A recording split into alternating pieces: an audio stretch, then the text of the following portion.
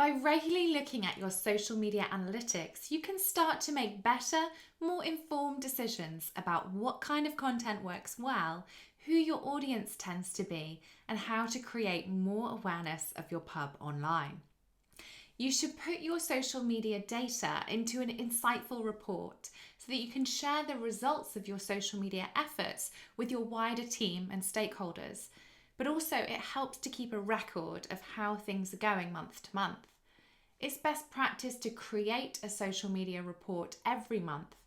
You can analyse the performance of your content by tracking metrics such as likes, follows, comments, shares, and saves, and pay attention to how much engagement you're getting on your posts and what kind of content generates the most interaction.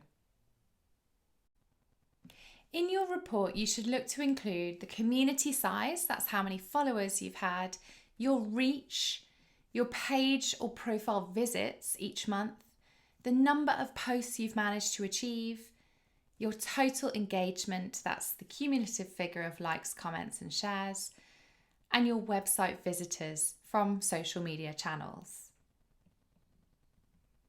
Google Sheets or Excel is a great place to host this information, and you can circulate it easily within your team. You can find a simple template such as this one in the notes on this video.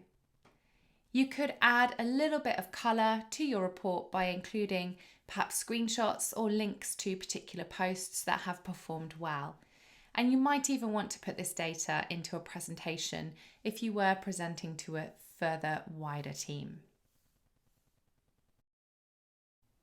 This report will enable you to keep track of growth and spot any patterns in your social media, such as what works well and what doesn't.